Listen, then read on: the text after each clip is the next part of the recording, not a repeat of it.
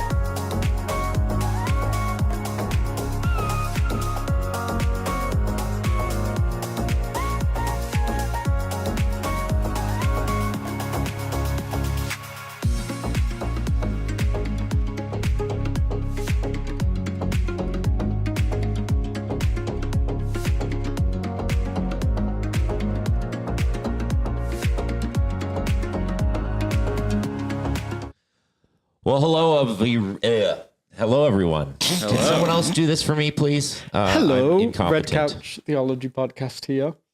Welcome to the podcast. Wow. We're glad you're here. We are. Indeed.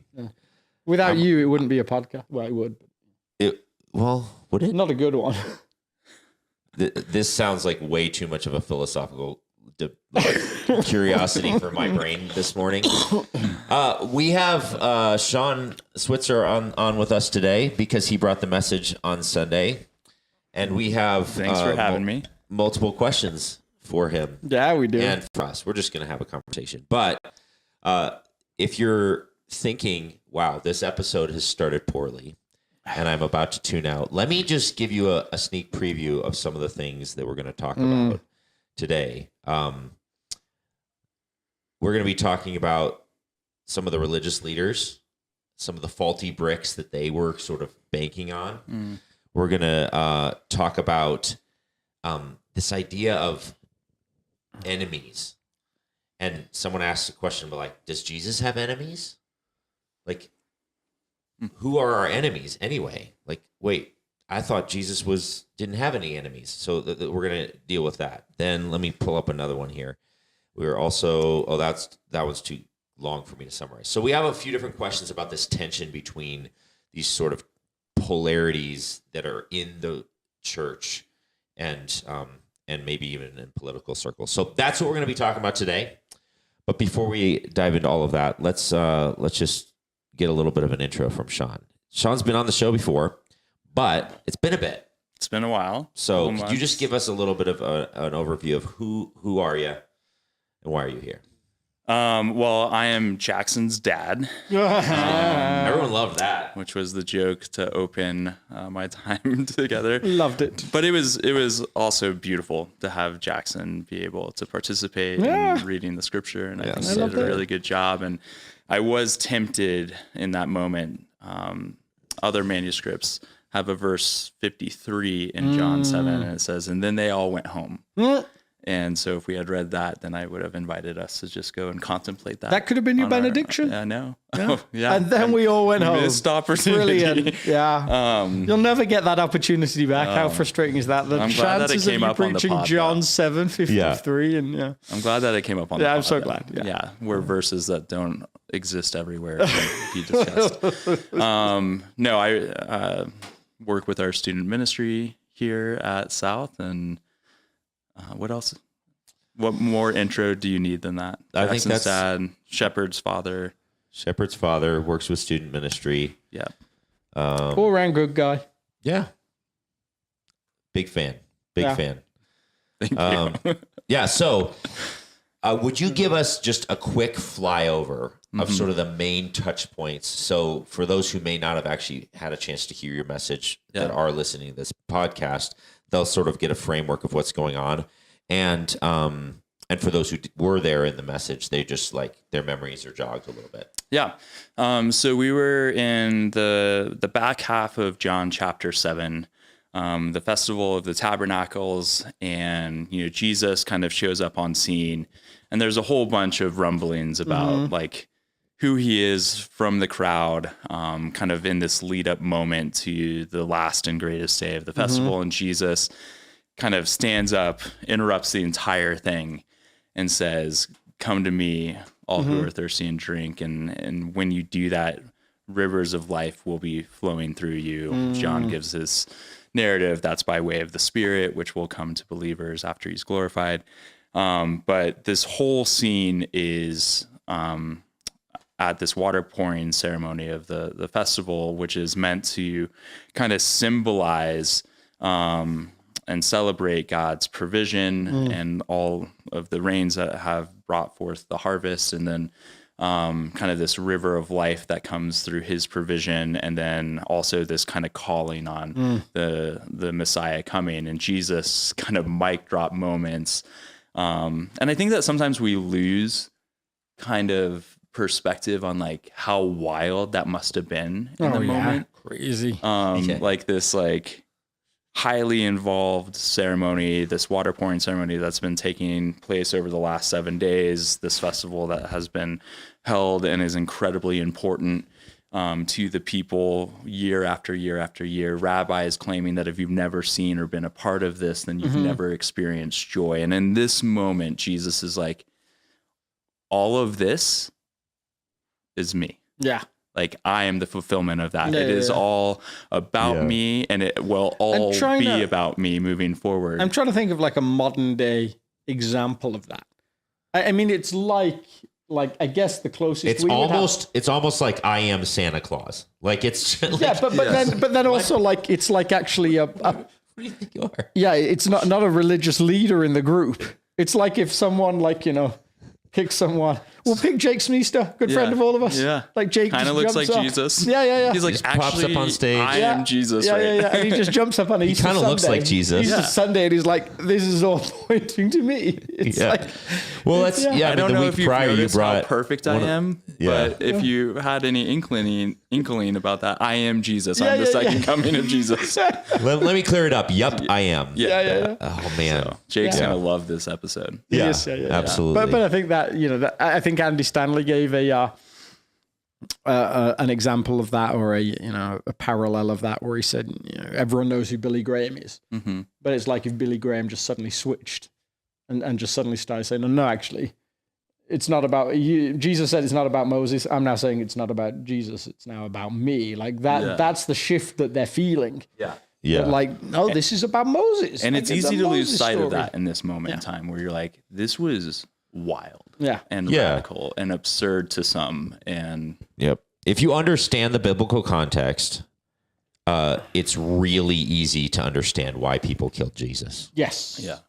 He was like pretty out there. Yeah. And I love C.S. Lewis's conversation around like, how that's really what people were assessing in the day and what we're assessing now, that he's either mad or he's a liar, or he's actually who he says he is. Yeah. And those are three really difficult choices. And it's an interesting exercise to wrestle with. Like, what if Jake Smeester was Jesus? Or what if Jesus was a part of any of our congregations? Right? If he is, we better get him on this episode ASAP.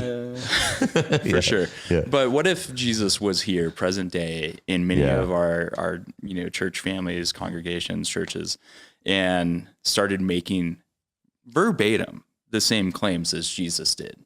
Yeah. We would be like, this person's crazy. This person is radical. This is like insane. Like, what do I do with this? Yeah. We would have some of the same exact responses. And it's an interesting exercise to like put yourself in that place, because then it gives you better insight into what was going on and what we should take away from it. Yeah. So then you took that idea. All right. Jesus is controversial. Right.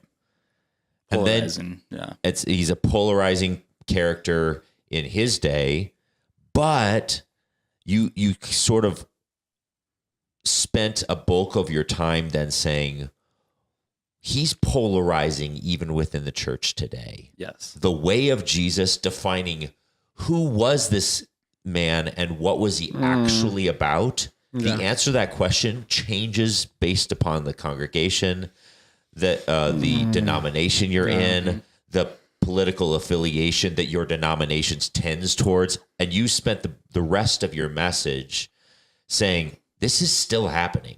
Yeah. Jesus is still infuriatingly difficult to nail down. And each political group and religious group thinks that they have the corner on the Jesus way.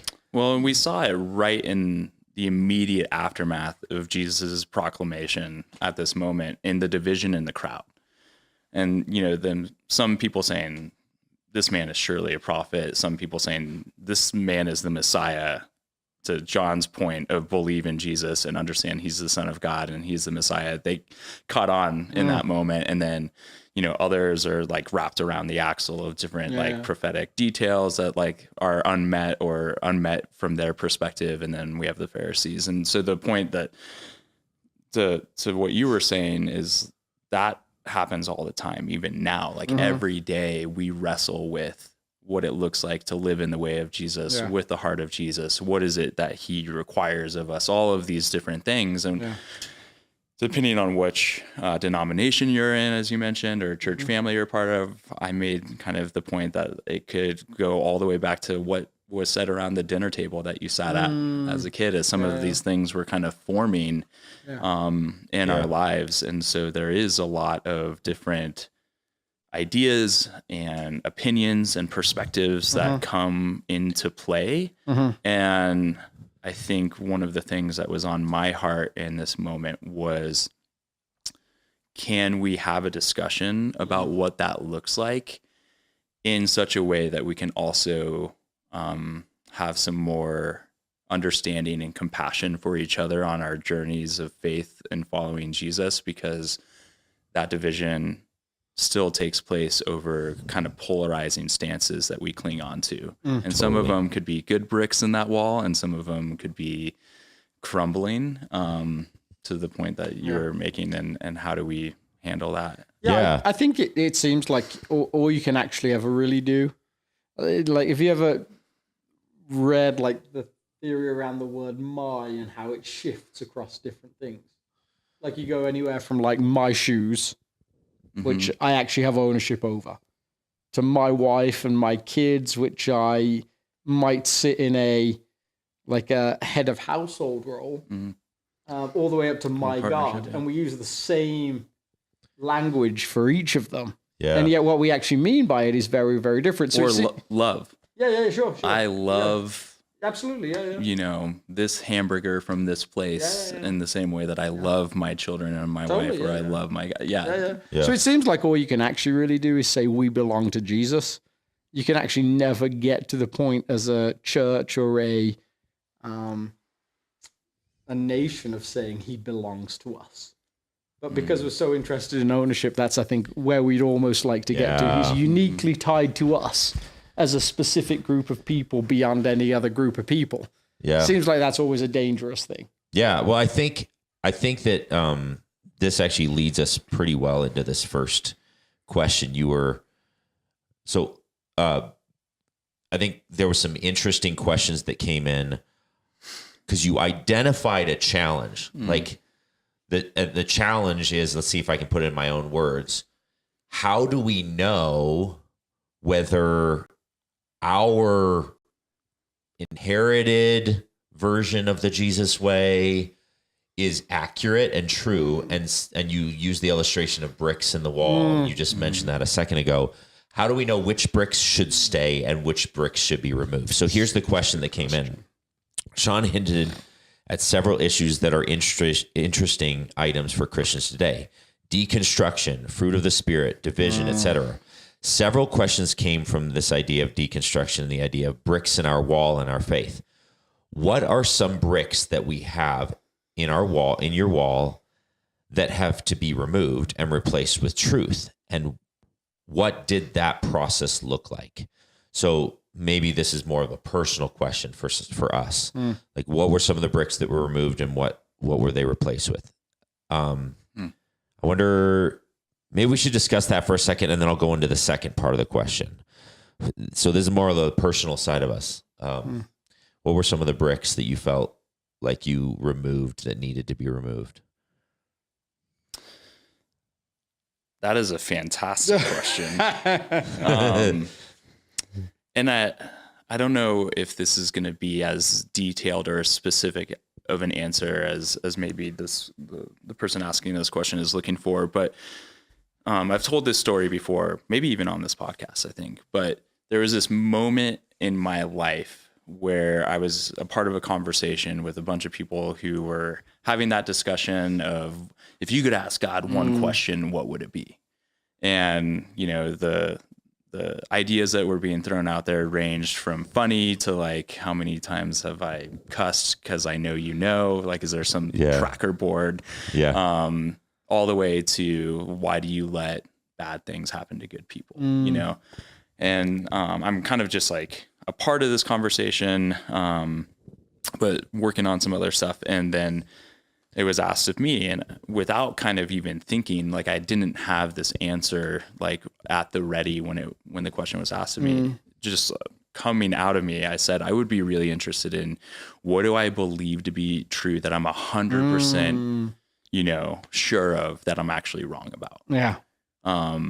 Specifically as it relates to God and the Bible and faith and what is called of us. It's like, no, this is exactly what I'm, as a follower of Jesus, I'm supposed to hold this stance. And it's like, actually, no, you've thought that, you've taught that, you've done that in your life. And that's just not it, but it's okay. I love you anyways. And if we can hold space for that tension in our lives, then it can become, you know, it gives permission, or I think it's actually the foundation upon which we continue to pursue Jesus in real ways and like have growth and transformation in our lives in the areas where we need that transforming.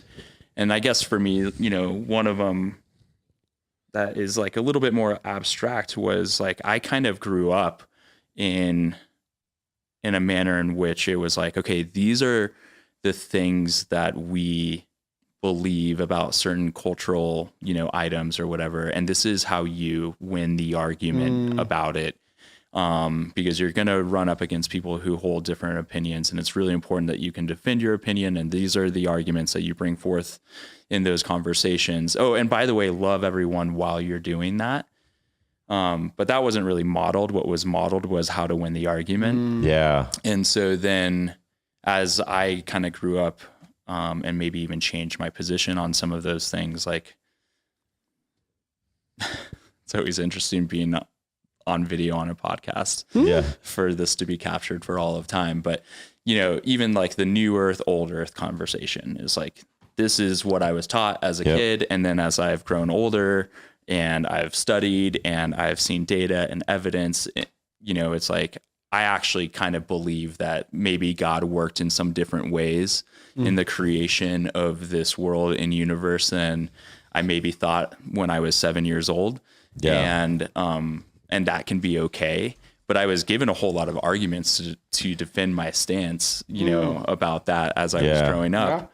And then, you know, I've been in conversations with people where I'll have a discussion about that, and they're like, man, I thought you were a Christian. And I'm like, oh, I still believe that God created this earth.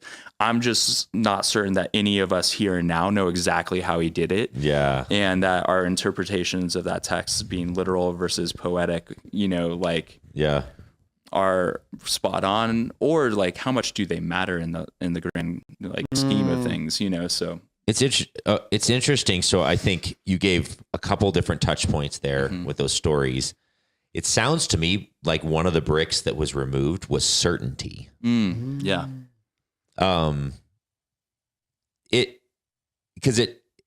It's not necessarily you're like, I definitely switched from this camp theologically to this camp. You actually were like, I actually am just less confident in like how certain this particular brick is and how certain their brick is, which actually allows you to engage people more as humans, because you're also not certain that you're right and that they're wrong. They might be right. So it allows us to engage humans better. We have that certainty a lot, oftentimes in our life when we have a very small sample size of data to assess. And so it's like that thing happened one time, and therefore that must be the thing that happens in this set of, in this scenario. Yeah. And then as you grow older and as you grow wiser and you see a whole bunch of different, outcomes from that, you can be like, wait a second. Yeah, totally. Yeah. Maybe my initial thought that like at a most extreme X example, it would be someone playing the lottery once and winning. and then they're And like, been like, oh, whenever I play the lottery, I win. exactly. That's Like, it's a true. You played huge- once. Yeah. But if you played again, you'd probably find For quickly 1,000 that- years, you wouldn't win, Yeah. It's interesting. What about you, Alex? Did you have a brick? An You know, example? I was always really uncomfortable with uncertainty for the most part. So much so that my friends used to tease me. Like I had a really good friend whose girlfriend said, like, what does Alex believe about stuff? And he's like, I've been friends with him for like 10 years. I couldn't tell you. I mean, they always just knew I believed in Jesus. But Meaning that you weren't certain about anything. Well, I was certain about Jesus, but I didn't like. I would just find myself getting up to preach on like nuanced subjects. Like I get up to preach in a Pentecostal church on like free will, which is like a bastion of Pentecostal theology, and I'd just find myself saying things like, "This is a 2,000-year-old argument. We're probably not going to solve it in this room tonight." Yeah. And it felt like all the other guys my age that I was around were trying to solve old debates in their moment. So I was always quite comfortable with that. If I had anything that maybe was the hardest point, it was maybe walking out of that first Genesis seminary class. Where I was like, oh, there's so much like depth to this. Yeah. That feels like it came as a bit of a shock. So let me say this: we're kind of talking theologically here. For me, the huge bricks were actually a belief that pastors were a different species of human. Like I grew up in a world where these guys spoke as though God was speaking from stage. They would get up and say things, and I started working in the church maybe too early. Like I was an assistant finance guy in a church at like 19 years old because I just wanted to help out and I wanted to volunteer, and they're like, no, you have to get paid for that. But I'd see the guys that I'd seen on stage, off stage. I was like, oh man, they're like this normal. is not what I thought it was at all. Like they might be worse than normal sometimes. Yeah. So that was where it wasn't the theology stuff. It was what I believed God did in people that were called to serve him. Yeah. And so I just thought like the modern pastor was, if I'm honest, naively, a lot closer to someone like Paul than they were. And if you met Paul, then later you maybe find I out. misunderstood what Paul was like. Like a tiny, like really quick example is two of the pastors. I was in both services, because I was a nerd. I was at like 8 services a week, preached the same message. And I was like, oh man, that's incredible. Like they both preached exactly the same thing. Like God awesome. Spoke to both of them in the same time. And I even mentioned it to one of them. I was like, wow, isn't God great? And then afterwards I was like, wait, which one of you two stole the other one's sermon? Now there's churches across the country that belong to an organization that subscribe to sermon notes. So you can go to a whole bunch of churches that will preach the exact same message. I think it actually just taught me that you don't rely on humans as a foundation. Yeah. Like we're all somewhat average examples of what Jesus looked like. Yeah. I have a couple others, unless you want to share, but some more like tangible ones that like were on my heart as I was writing this, and maybe it came across, but it was like I believed that to be a Christian, I had to be a part of a certain political affiliation growing up, Yeah. Like it was like, you're a Christian and therefore this is what we believe about politics in this country and how we hold a stance on it. It's like kind of reassessing some of that as I've gotten older and recognizing that maybe that wasn't as important to Jesus as maybe some other things. Yeah.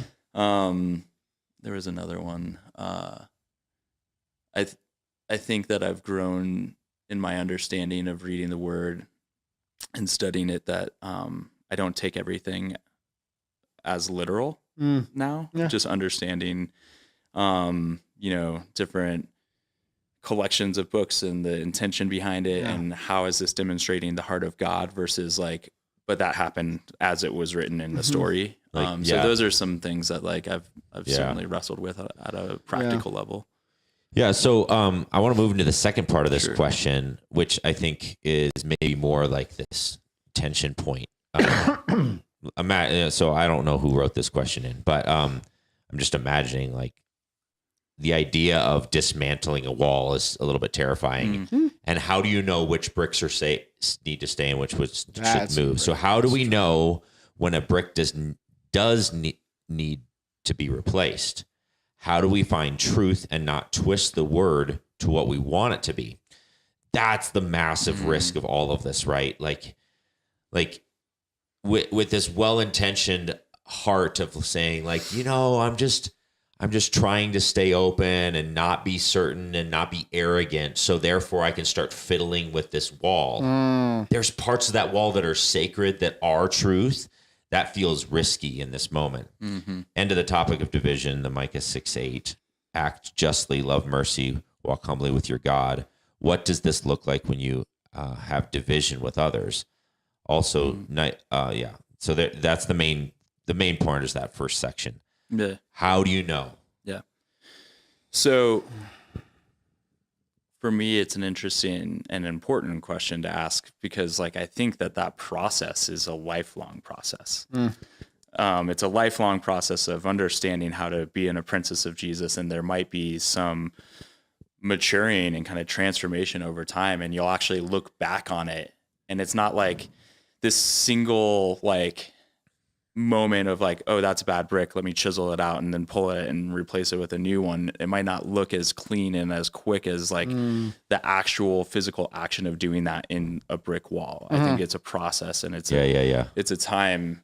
And so understanding the core values and principles that are the foundation upon us as followers of Jesus, as John puts it, that we would believe in Jesus, that he is the Son of God, that he is the Messiah, that he is our creator. In the beginning, he was with the Word and the Word was with him, and all things, come from him, versus like some of these like peripheral type things that oftentimes we wrestle with as a church body or as a community, and the opinions and perspectives that come from that. Those are some of the bricks that maybe I'm alluding to. Like what is good and true and beautiful, and what is like maybe something that was handed to me because like the person who taught it to me at that point in time held that belief, but it was kind of their perspective or whatever it might be. So I think sometimes that can be really easily visible. Like in the example that I gave about my salvation, like if you had doubts about whether or not God saved you, then that doubt is actually the undoing of your salvation. And I wrestled for years of like, how many times have I prayed this prayer? Am I in like a safe zone or an unsafe zone? Like, and it just like haunted me for a long time. So to that point, I think the need to know which bricks are good, which bricks are bad, behind that question is actually an anxiety. If I get them wrong, something's going to happen. What's the thing? What's the, if I accidentally chip out the wrong brick, what's the fear behind that? Well, and then also if you did that and maybe you change your stance on something, and then you went from the right category to the wrong one. But then maybe 10 years later, you're like, I've continued to pursue this and I've continued to have conversation and wrestle and pray about it and pour over the word. And I've actually come to this new understanding. It looks an awful lot like the old brick or whatever. And so like, I think just providing yourself like with the understanding and grace that we're on this journey, this lifelong journey of pursuit of following God. And there are going to be different seasons of that, and giving yourself that grace and giving others that grace as they're on their own journeys, which is maybe the lack of grace speaks to like the division that can occur from that standpoint. Yeah. But yeah, the anxiety of like right, wrong, like what's right, what's wrong, what's right, what's wrong. So why is that an issue though? Like, why is it important to get it right and important to not get it wrong? Well, I think that's a personality issue, isn't it, as well? I mean, but let's talk about that. Like, what's the fear? Because I feel like that's actually the crux of the matter. So I actually think the gift of the metaphor, it works brilliantly, but it breaks down when you're talking about how. So it breaks down to a degree when you're talking about how bricks are identified, because in a brick wall, a real one, it's a visual process, right? You get to see that for the most part.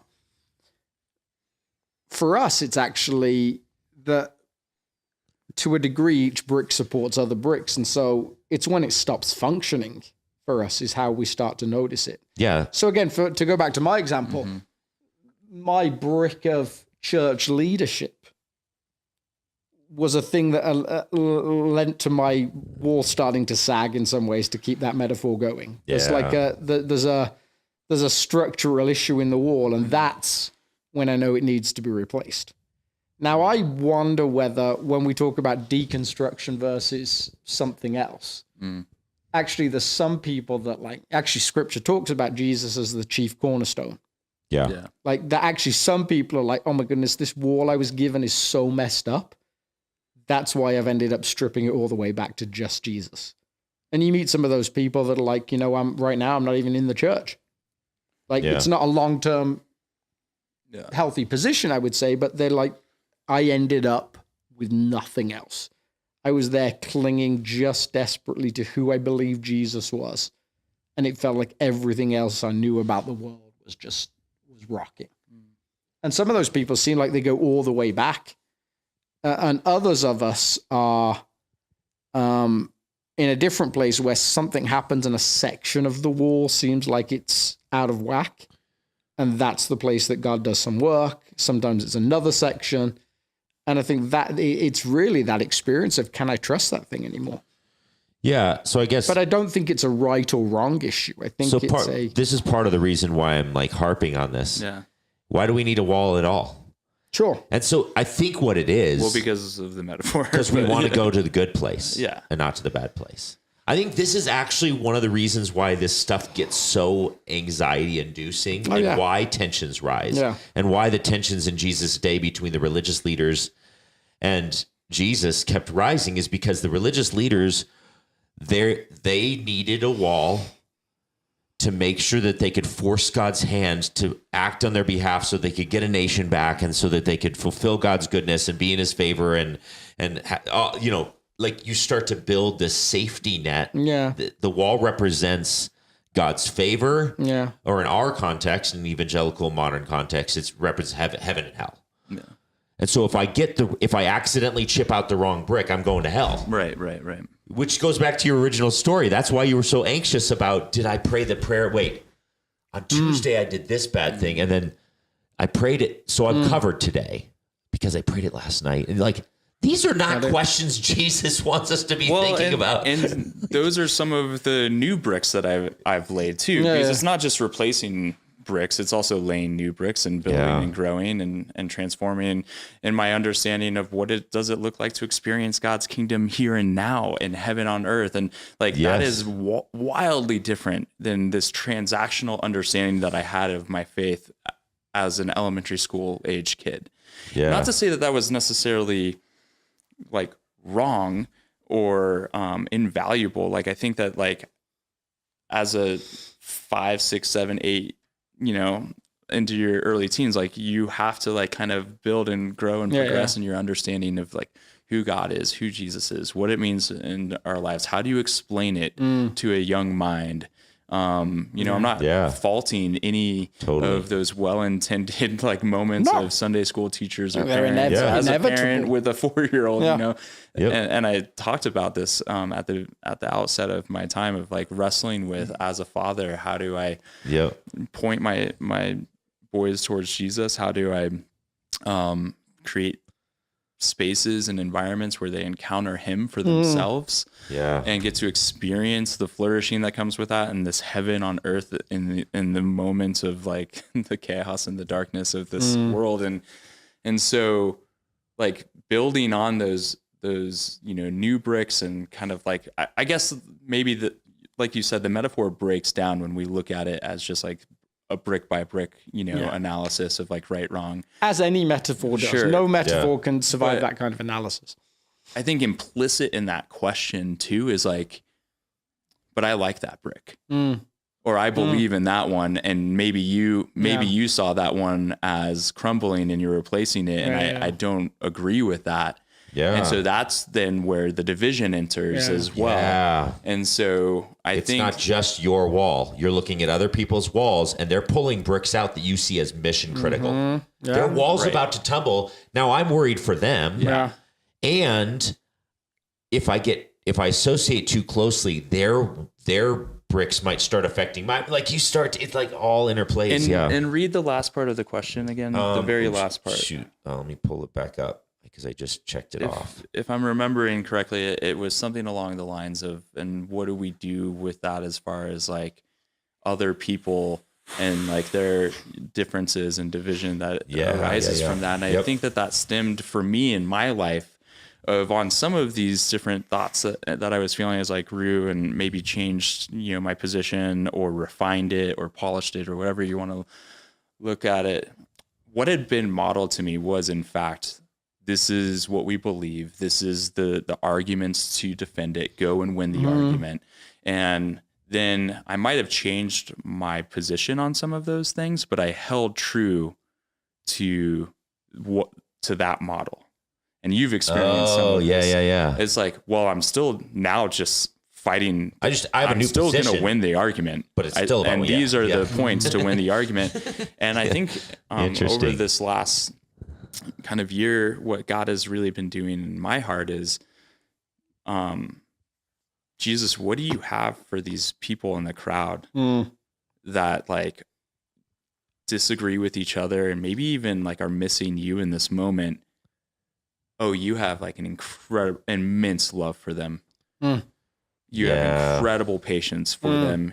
You say, come and drink, and I will extend that invitation, not once, but always. And I will come alongside you.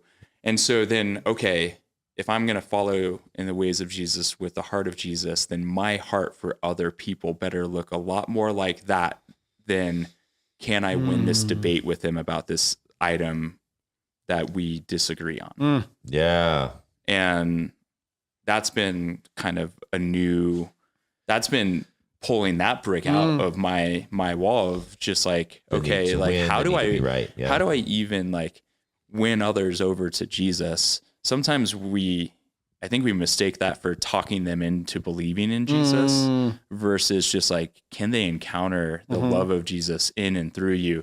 That is seeking justice and looking out for those around you. That is loving mercy for them, even when you disagree with them, and extending it to yourself when you have issues in your own life, and then walking humbly with God, not with, these, battle cries that, of like, this is who I am and how I'm going to win this argument and convince you of this Jesus that I desperately want you to know and believe in and experience. But like, so that's kind of been my wrestling as I look in this cultural moment and certain very specific examples of my own life of like, oh, I'm functioning in this old model that I've had, that I really, if I looked to what Jesus, like, what would Jesus do? Right. Or live like Jesus would, he wouldn't have engaged in that conversation the way I just did. That's funny. 'Cause like, how many theological debates does Jesus get into in the Gospels? They try to drag him into them all the time. And is there any where he, like, maybe a little bit around marriage? Yeah, there are. Like, but any like theological assertion he makes is to try and care for a he does around the something. scriptures, like the scriptures point to me. But 90% of the time, he's like, they ask him a direct theological debate, and he's like, let me tell you a story. Let me ask you a question. Well, let me ask you a question. Or let me ask you a question. And so, because he's not interested in winning the debate. It's super interesting. Yeah. And I guess like I'm thinking of like what I think some other people in my life might say to some of the things that I just mentioned. They'd be like, yeah. But Jesus did kind of like rebuke like the religious leaders or Christian leaders, like modeling that in church, in the body of Christ. So like we should be, poking and prodding and holding each other accountable and things of that nature. And I agree with that wholeheartedly, but like in what ways, in what fashion? And it was never meant as this like full-fledged division of like fractured relationships. Yeah. So. Yeah. All right. Well, I think that this other question that came in actually touches on some of these same ideas. But last Sunday, Sean discussed Jesus' teaching and asked the question, which of his teachings most offends you? And listed several, including loving thy enemy. I think of examples such as Jesus and Nicodemus, but was Nicodemus his enemy? I do not think so. Who would Jesus have seen as an enemy, aside from the obvious example of those who crucifixion? I do not often think of Jesus and seeing others as his enemy. I agree. Did Jesus have an enemy? I agree. I don't think that Jesus viewed anyone as his enemy. He was like but I do think that he understood the human condition that we're all living in, that we would have enemies. Yeah. And that Nicodemus being this like religious zealot or Pharisee, this bad guy in the Bible, that me, Sean, sitting here would look at that individual and think myself other than them, and then be like, Jesus, I would prefer you to not be bringing that person along or associating with them because I disagree so adamantly with them. Yeah. I would rather be right about what I'm right about. And I see, or that person really, really hurt me. And my life has been impacted in all of these incredibly terrible ways. And I don't want to forgive them. And in that feeling, I also don't want you to be forgiving them. Like, I think Jesus knew the condition of our hearts as it would be, applied to human relationship in those ways. And so he was giving us guidance in that understanding. Whereas like, even on the cross, he's saying, Lord, forgive them. They do not know what they do. Like demonstrating he kind of lived outside of those type of relationship with other humans. But that's just like maybe my I think part of the struggle we have with his command is that we assume feelings really quick. So when we hear love your enemies, we assume love the one that you feel negatively towards. But that's actually not necessarily a fair definition. Like actually the language in Greek just permits like love the one who is hostile to you, love the one who shows himself to be against you, not in feelings, but in actions. And Jesus had plenty of those. He had plenty of people. I would submit that like we could all be enemies of Jesus. Really wanted to interesting. But I mean, Romans says that we were prior to the salvation work of Jesus, we were enemies of God. So like you want concrete examples on earth. I mean, Judas comes with a band of soldiers and Jesus kisses him on the cheek and calls him friend. And washed his feet. And would washed his feet before it happened. So that like language of, what have you come for, friend, is a strange language to use when that person's about to betray you. Yeah, so I love this question. I mean, and like Sean said, I think we agree that Jesus didn't see people as an enemy, but he had those who were out to get him, to your point. And like, I love this. This question reminded me of Ephesians 6:12. For our struggle is not against flesh and blood, but against the rulers and against the authorities and against the cosmic powers over this present darkness and against the spiritual forces of evil in the heavenly realms. So, like, according to Paul in Ephesians, there is no such thing as a human being that is your enemy. If you're a follower of Jesus, the way of Jesus is like, there are no more bad guys that are human beings. The principalities and powers that be in the spiritual realm, that's the actual enemy. The human being may attack you like they're an enemy. They may treat you like an enemy. They may, all those things. But as far as the Christian stance is, they actually aren't. But Jesus knew and understand our emotional response to that. And he gifted us a directive as far as what we needed to hear in order to like wrap our heads. I'm not saying it doesn't apply. I'm just saying that that's not the limit. I was agreeing with you. Yeah. So good. All right. So a couple other quick questions, if I can find them. I'm in the wrong platform. All right.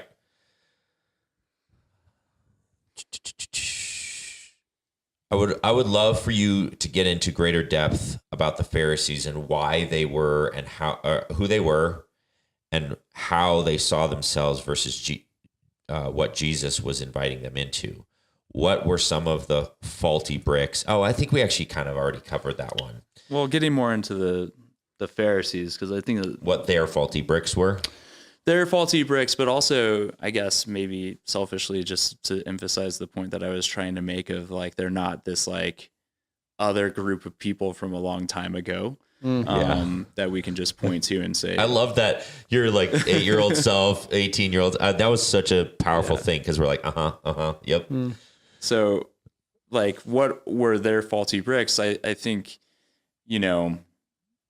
maybe their heart around some of the things that they were doing or what that heart became over the course of time. And I think that we have all of that in us, which the point that I was trying to make in the 40-year-old self, version of me of like the Pharisees can be holding up a mirror to us in this moment of like, what is our reaction to certain things, or what do we hold dear? What is our intention and heart behind certain things? And so, they took the scripture and the law deadly serious. They studied it and knew it inside and out more than anyone else. They devoted their lives to it. But somewhere along the way, I read this statement, from this professor and theologian, Dan Bramer, and he said they had more faith in their faith in God than in the God in their faith. And so it became more about them and their faith and what they were doing and their appearance as it pertains to their adherence to the law and their position and their control within the culture. And all of those things became more elevated than the God of their faith. And I think that that's where Jesus pressed in against them all the time. He was like, you look clean on the outside, but I know that what's going on in your heart, and it is all about you and not about me, not about God. And so do I have moments of that in my life? Cool. Do I have brothers and sisters and friends and family members and everyone who I have recognized some moments of like that in their own lives?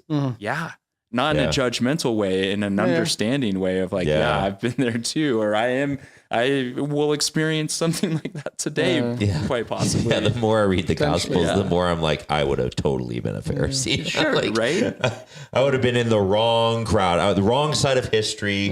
But that was a replacing of a brick in my life. It was like, these guys are these bad guys of long ago that like we should point to their example of things not to do. And then I'm getting older and older, and I'm like, oh wait, I think that like I've been engaged in an awful lot of this. What can I, I think there's some element that I wonder if Jesus pushes back on the Pharisees in some ways because they're closer to the right path than other parts of the Jewish world at the time. That's an interesting thought. I think one, like if you look at the person who's almost there. You look at no, they're pretty bad. No, I'm just joking. I mean, you look at like, there's lots of people that have said if Jesus was going to align with a sect, the Pharisees at the pure level of what they were trying to do was maybe a closer version. And you look at what the prophets had said, like, people, you need to turn and repent and live out the law. That was the Old Testament message over and over again. And the Pharisees are there, 600, 700 years later, still trying to get people to do the same thing. Yeah. His attitude towards them seems to be like, those are some of the right things, but you end up shutting people out of the kingdom of heaven. You're not providing entry points. But what's interesting is I think Paul, who was himself one of the religious elite, in his account, in his evaluation of his credentials as a religious leader, he doesn't call them neutral or like partially okay. He calls them detrimental. Actually, put them in the cons list. And here's why.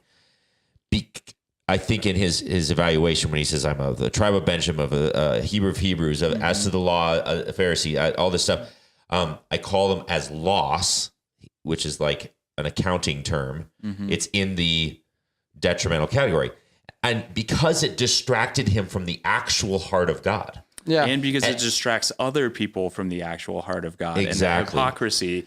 And those are some of the elements too that I mentioned in the division and things that like we encounter on our journey. And like we hold that hypocrisy kind of affiliation with the Pharisees like quite strongly and for good reason, because Jesus is pointing it out too. He's like, you are whitewashed tombs, but you're dead and empty on the inside because like you've missed this mark. And John saying, I want you to believe in Jesus, that he is the Son of God, that he is the Messiah. And it seems to be the people on the outside of these religious circles or outside the religious elite or the marginalized or the oppressed who take that message and run with it. Because they have nothing to lose. I mean, they gotta. Well, and that's why it's like having why something to lose isn't a good argument to like. That's why it's so risky because religion gives you the impression that you're good. Sure. Whereas if you know you're not good, like I think of my brother and I was the good kid. I did all the things my parents told me to do.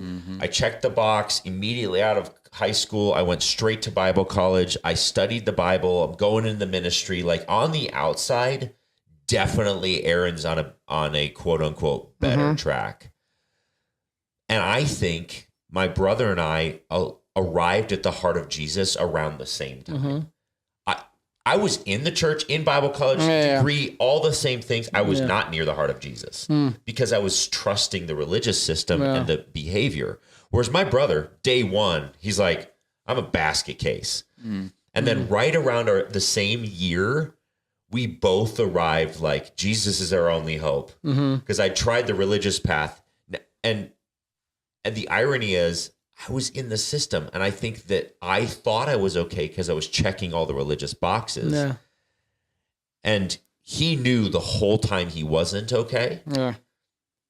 And he was in a better place because of that knowledge. Yeah. Because there's an honesty and a vulnerability in that, and you're no longer more concerned with the facade that you are putting on for the purposes of others and to fit in and to be thought of as doing well or whatever is what I imagine so many people have experienced in their church, journey and experience of like, how many families show up on a Sunday, and it's like, hey, wipe your tears before you get out of this car and put a smile on your face. I laugh because and it's like, no, we got to look in up here to be like all put together. And like I haven't been a part of the emotionally healthy spirituality, work and stuff like that. But I would imagine that somewhere in there's an element of like being real and honest and vulnerable and transparent on this journey of faith with others as the body of Christ is somewhere in there that has been missed in so many other ways. And that can also be, a root of some of the division that exists across the body when you're not willing to engage with it in that way. Yeah. All right. Well, we have hardly any time left, but I do think, we can address this last question. Hopefully, I mean, you could spend a whole episode on this, but I think we can address it relatively quickly. Is there any kind of healthy blueprint for deconstruction and reconstruction? Sure. In my perspective, and I tried to make this point, I'm not sure if it came across clearly. There's I think that the term deconstruction can become unhelpful in some ways because there's connotations and kind of definitions of it that aren't necessarily what I think everyone is experiencing in their own right. Deconstructing to the point of I'm just going to tear this wall down and walk away. Sure, maybe that can be a true definition of deconstruction. I'm unbuilding all of this. I'm going on towards something different. Yeah. Deconstruction in the way that I think is helpful is assessing okay, what is continuing to pursue, continuing to be in the word, continuing to grow. We all talk about growth and transformation, but then that requires that something has changed. Yeah. And so what the point that I was trying to make was sometimes we use this word deconstruction, and as Christians, we can even feel guilty about wrestling with the process because it has this negative connotation word associated with it. Yep. And I was replace it. If you are moving, I said that it sounds a lot more like growth and transformation than deconstructing. And so if that's an invitation to continue to wrestle with some of your questions and some of your doubts and being that thing that was presented to me in second grade Sunday school class on a flannel board might not actually be exactly as God intended. And being able to, or maybe that's a silly example, but something completely, bigger than that, that I would invite, or I've invited myself to redefine that as growth and transformation, and not this being put in some sort of bucket of individuals that oh, well, we should be concerned for them and their heart and their journey, or we don't want that type of thing, leaking out too much into the population, So maybe the reason we call some things deconstruction and other things transformation, if it's little baby incremental things, we're just transforming in the way of Jesus. We're reevaluating and growing. But if it feels disorienting at a really deep level, you're this doesn't feel like transformation. It feels like the walls are coming down, and that emotional anxiety, both for those looking into our lives and our own experience of those things, feels bigger than just another day with Jesus, tweaking a few things here and there. And so then we grasp for a new term, which is probably what deconstruction is. Sure. Yeah. But so that's an interesting observation. It's just, we're just walking with Jesus. And one day it feels really disorienting. And the next day it's a really tiny baby step. I'm going to forgive my brother for something. If you read the most profound, well-respected theologians and, commentators and authors and all of that, over the course of their life, they had those moments where the walls were coming down, totally. and they had to. And if you haven't, you might not be growing in the way of Jesus. Yeah. So, interesting. Any other thoughts, Alex? I mean, I think stay in community. I think it's the healthy way. I mean, I think you have to find people that can dialogue, that can help you not live that out as an entirely internal process. Yes. I think that's what our temptation is. It's a dark night of the soul. It's a whatever else, but actually finding space to be with people that are following Jesus with you, to get context from people that have been through it, to get pushback from people that aren't where you are. Those are all healthy things. And this thing is constantly done in community. Someone once said to me, they'd studied formation discipleship a lot, and they said, I think I've boiled it down to one thing: community. I think everything happens in community. And community doesn't, going back to a whole sermon series long ago, community doesn't mean uniformity either. No. And so that's where the division component, we could gotta deal with that. Conclude so we with can that be in community, is that we have grace for ourselves, that we have grace for others, that we are pointing towards Jesus. And if a brother of mine or a sister of mine is like, hey, I disagree with you on this point, like that doesn't mean that we're through. We're not Amish. No shunning people here. Right? Yeah. So like still wanting to break bread with each other in community in our pursuit of Jesus, I think is beautiful. I think one of the most disorienting struggles with that recommendation for some people, and I strongly believe this is not an issue at South, at least in general. For sure, yeah. Is that some communities are unwilling to have the debate and say, if you're asking that question, you're no longer welcome to be in community. And let me here. clarify, I didn't say stay in that community. Yes. Stay in Christian Totally. community. Yes. Yeah. So I've actually had a few situations where I've had a pastoral conversation with someone and they were struggling with one thing or another and they didn't feel okay being in their church and having that struggle. Yeah. I said, fine. Find a community where you can, even if I disagree with their theological framework. Yeah.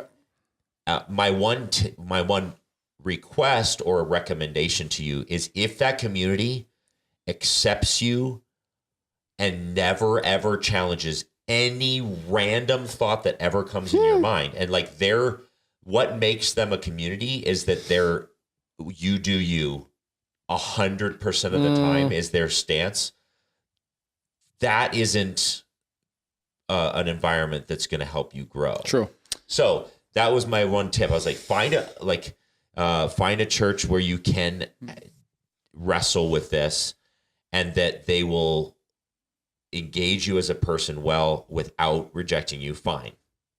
But make sure that they don't just say yes to every crazy idea that walks into your brain. Yeah, I think a good way to assess that in ourselves and then also in our community of it being healthy is like asking the simple question, like, does this space exist to have this conversation and hold this tension and disagree and walk away still wanting to break bread with each other? Yeah. Does this space exist in me, in my own heart, to engage with someone who I fundamentally disagree with on X, Y, or Z, and then still be able to like continue to recognize that we're both trying to encounter Jesus and maybe grow, and maybe I will change over the course of time, or maybe they will, or maybe we both will, and we're both wrong right now. Does that space exist? And then also within your community, is that allowable? Because there are certainly, groups where it's like, you believe this, and if you don't believe this, then you're not welcomed here. Like that's not going to be a healthy space. Yep. Awesome. Yeah. Love it. Well, thanks. Yeah, I think we covered a lot of ground. We love you all.